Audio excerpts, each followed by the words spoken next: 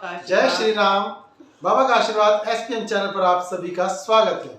आज हम आपके लिए एक ऐसी प्रश्नोत्तरी लेकर आए हैं जिस प्रश्नोत्तरी में आप सभी के जीवन से संबंधित कुछ ऐसे प्रश्नों का हल देवी जी बताएंगी कि किस प्रकार से अपने जीवन में यदि आप उन बातों को अपनाते हैं तो किस प्रकार से आपको फायदा हो सकता है। तो सबसे पहला प्रश्न इस बाबा का आशीर्वाद एसपीएम चैनल पर हम लेकर आए हैं कि पितरों के घर में होने या ना होने का हमें किस प्रकार से बोध होता है। तो आप बताएं कि पितरों का हमें कैसे पता चलेगा हमारे घर में हैं या नहीं हैं, या किस प्रकार से हमें इसका पता चले। जय श्री राम भक्तों, बाबा का आशीर्वाद आपको सभी को प्राप्त होता रहे। ये जो प्रश्न है बहुत ही अच्छा है। हर जो गृहस्थ है वो इससे ग्रसित है। उनमें जब भी हम सुनते हैं कि पितर दोष हो गया है तो हमें बहुत टेंशन होती है। फिर हमें पता करना होता है कि क्या हमारे घर में पितर हैं। तो अगर किसी के घर में पितर होते हैं तो उस घर में सुख शांति बहुत ज़्यादा रहती है, धन की वृद्धि होती रहती है। कोई भी अनहोनी होने से पहले उनके पितर सपने के माध्यम से या किसी भी माध्यम से आपके अंदर से आवाज़ आएगी कि आज हमें वहाँ नहीं जाना है, कोई दुर्घटना होने वाली है। तो क्या इस प्रकार के संकेत हमें प्राप्त हो जाते हैं? हाँ जी, हमें छोटे छोटे संकेत मिलते रहते हैं कि उन संकेतों से हम समझ पाते हैं कि हमारे पितर हमारे घर में हैं। क्योंकि जब पितर आपके घर में होते हैं तो वो आपका भला करने का पूरा प्रयास करते हैं। जैसे एक पिता एक माता अपने बच्चों को भला करने के लिए हर कोशिश करता है। अगर एक बच्चा चल रहा है, वो गिरने वाला है, तो माता पिता पकड़ने वाले होते हैं, उनको संभालने की कोशिश करते हैं। इसी तरीके से हमारे शुद्ध जो पवित्र पितर होते हैं वो हमारी रक्षा करने के लिए बहुत ही तत्पर रहते हैं। वो हमें पूजा का मार्ग दिखाते हैं। हमारे जीवन में बहुत ही सरलता से जीवन व्यतीत होना शुरू हो जाता है। आप कभी भी देखना, जिनके घर में पितरों की अच्छी सी पूजा होती है उनमें संतान का सुख बहुत अच्छा मिलता है, संतान उत्तम होती है, उनकी संतान में कभी कोई बीमारी नहीं होती है। नहीं तो आप देखोगे कि आजकल जो जनरेशन है उनकी संतानों में दिमागी बीमारी सबसे ज़्यादा पाई जाती है।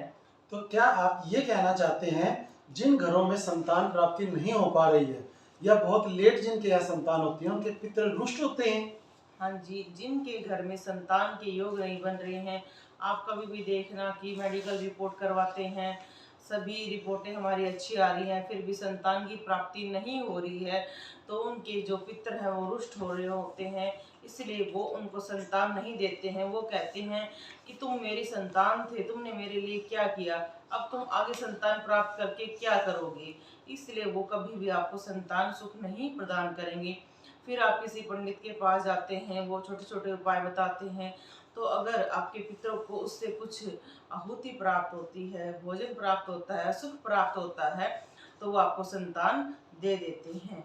और छोटे छोटी बातें को आप ध्यान दो, अगर किसी के घर में पितर नहीं होते हैं तो उस घर में छोटी छोटी बातों पर गृह क्लेश बहुत ज़्यादा होता है। उनकी महिलाएं, जो आपका तागड़ी से नीचे का स्थान होता है, वो बहुत ही दर्द से व्यतीत रहता है। उनके पैरों में, पिंडलियों में, पैर के तलवों में और काफ़ी जगह पर बहुत ही दर्द रहता है। आप समझ नहीं पाते हैं कितना दर्द क्यों होता है। कई बार हम महिलाओं को कह देते हैं कि आप ओवरवेट हो इसलिए दर्द हो रहा है। तो जिस घर में पितर नाराज हों या पितर रुष्ट हों तो उनके आप संकेत बताने की किस प्रकार से बताएं कि उनके क्या क्या संकेत या क्या क्या ऐसी उन्हें बातें पता चलेंगी जिससे पता चले कि पितर हैं और वो रुष्ट हो चुके हैं। जैसे मैंने बताया, अगर आपके घर में पितर नहीं होंगे तो आपके शरीर में दर्द बनेगा।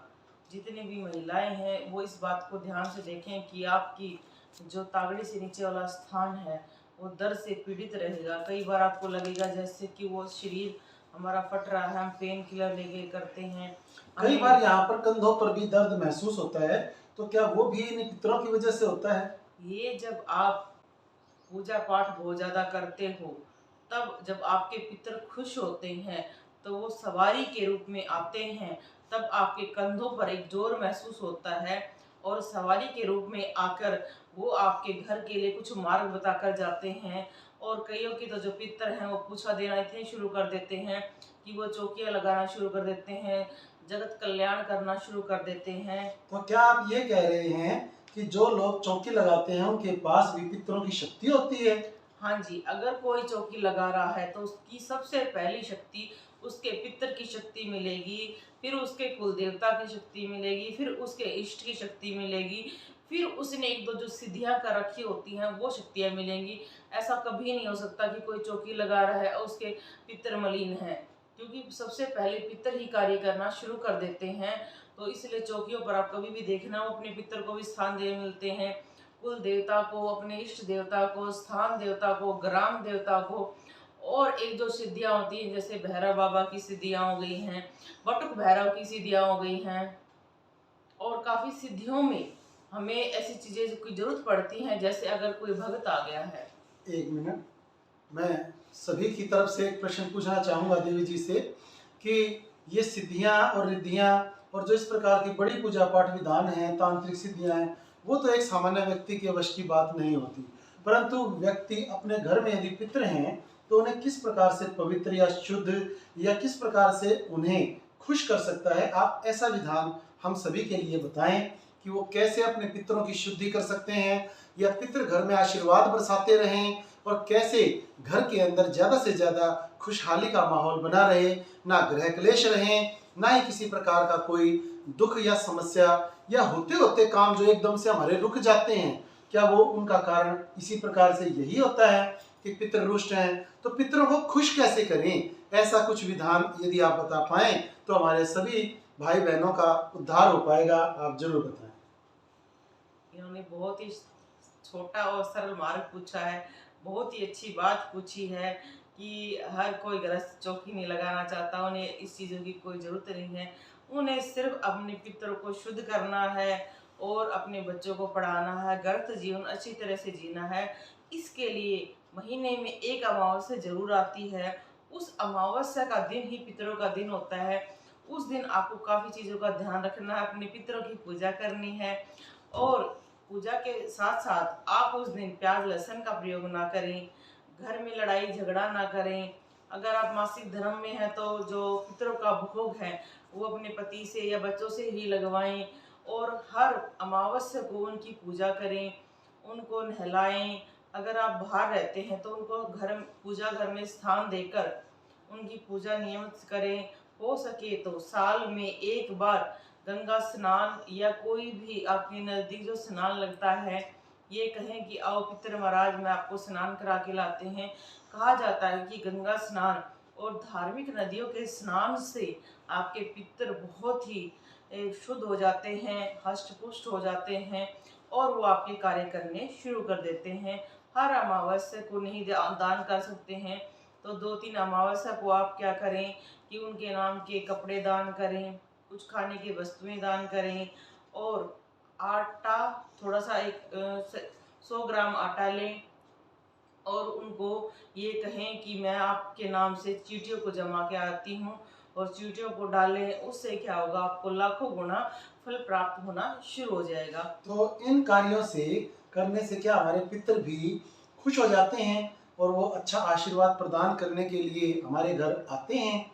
हाँ जी, जब हम उनके नाम की पूजा करते हैं, पाठ करते हैं, हवन करते हैं, उनको भागवत सुनाते हैं, रामायण सुनाते हैं, हनुमान चालीसा सुनाते हैं, तो कोई भी पूजा पाठ करते हैं और उनका आह्वान करते हैं, उनको बुलाते हैं। कहा जाता है कि जैसे बुरे कर्मों का फल आपके संतान को भुगतना पड़ता है, ऐसे ही हमारे बुरे कर्मों का फल हमारे पितरों को मिलता है। कहा जाता है कि अगर किसी की स्त्री उसको छोड़कर भाग गई है तो इसका मतलब ये है कि उसके कुछ कर्म इतने बुरे हो गए हैं कि पितर भी नहीं चाहते कि वो संतान सुख भोगे, गृहस्थ का जीवन सुख भोगे। क्योंकि कई बार जो हमारे पूर्वज होते हैं वो कई ऐसी संस्थाओं से जुड़ जाते हैं जो ये कह देते हैं कि कुछ अमावस्या नहीं निकालनी, कोई पूजा नहीं करनी। उससे क्या होता है, 1-2 पीढ़ी तक जब पितरों की पूजा बंद हो जाती है तो वो जिंद का रूप धारण कर लेते हैं, और किसी जिंद को काबू करना बहुत ही मुश्किल हो जाता है, चाहकर भी वो लोग खुश नहीं रह पाते हैं। घर में 2 या 3 साल में मृत्यु होनी शुरू हो जाती है। ये जो आप बता रहे हो कि पितर भी ऐसा रूप धारण कर लेते हैं कि जो जिंद बन जाते हैं, तो क्या ये जिंद भूत प्रेत डाकनी शाकनी सच में होती हैं?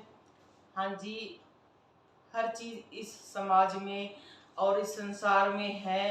ये तो कोई भी धर्म ऐसा नहीं बताता कि ये चीजें नहीं है, ये हर धर्म बताता है कि ये चीजें होती हैं, इनका शुद्धिकरण भी होता है।